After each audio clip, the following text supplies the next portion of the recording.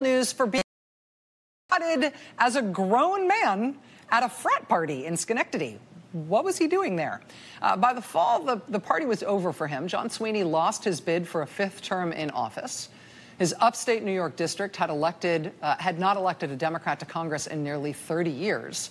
But the Democrat they picked that year, at the time, is interesting. She was not seen as all that big of an ideological shift. Because at the time, the Democrat who replaced Congressman Sweeney that year in that district, she had conservative bona fides. She had an A rating from the NRA. She'd said she wanted to make English the official language of the United States. She opposed amnesty for undocumented immigrants. She used the phrase illegal aliens when she talked about that issue. That conservative congresswoman was Kirsten Gillibrand. Now Senator Gillibrand, who was not seen as a conservative at all.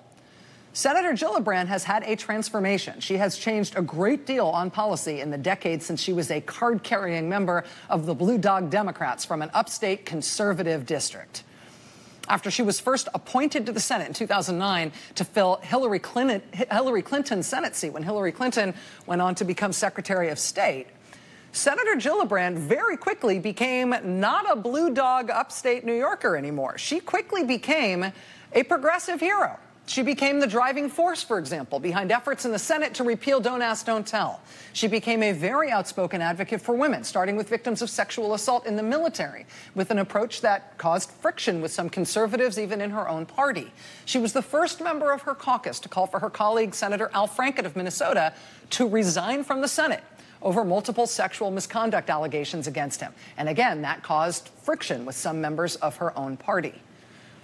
Senator Gillibrand's political journey has taken unexpected turns over the past 10 years. She has been on her own party's right. She has been on her own party's left. Right now, she is running for president. She is running for president as the senator who has voted against President Trump and the Trump agenda more than any other senator in the United States Senate. Why is she running? Why is she running in this field? How does she distinguish herself in this field? And what's it like to have her here on The Rachel Maddow Show? Joining us now for the interview is Senator Kirsten Gillibrand of New York. Thank you so much for coming in, Senator. My pleasure. Thank you for having me. Well, congratulations on your announcement. And thank you for not beating around the bush and being like, I'm thinking about considering talking to my family about it. You're just flat out saying I'm running. Yes. Tell me about that transformation that I was just describing there. I think a lot of people watching the show tonight certainly know your name, certainly know some stuff about you, but there has been an evolution in the perceived sort of place, your perceived place on the number line in Democratic politics. Tell me about that change. So 10 years ago, when I became Senator of New York State, I recognized I didn't know everything about the whole state. And one of the first things I did is I traveled to Brooklyn and I met with a family who had just lost their daughter, a teenage girl who was shot with a stray bullet. And when I met Nayaja's parents and her classmates and realized the pain and suffering that they were going through, I just knew I was wrong. And I knew I had to do something to make sure that young, beautiful girl did not die in vain. So I met with the leaders of various gun reform movements in my state, a lot of moms who had lost their children, and experts, and wrote a bill to end gun trafficking, because in New York State, one of our biggest problems is 90% of the weapons used in crimes come from out of state. And so I wrote that. And now I've been a leader on these issues, making sure we have universal background checks, making sure we can ban assault rifles and large magazines, making sure that we can make sure people who shouldn't have weapons never get access to them.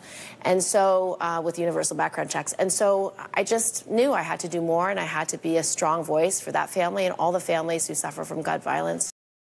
My state and now the country. Let me ask you about immigration as well. I was struck, you were asked about some of these same dynamics, some of these same changes over the course of your career in an interview with 60 Minutes not long ago. And you essentially said that you were embarrassed about your previous position on immigration. Tell me about that.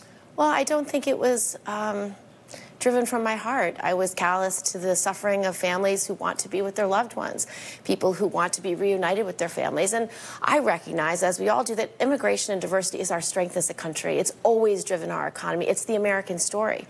And so looking back, I really regretted that I didn't look beyond my district and talk about why this is an important part of the United States story and why it's an important part of our strength.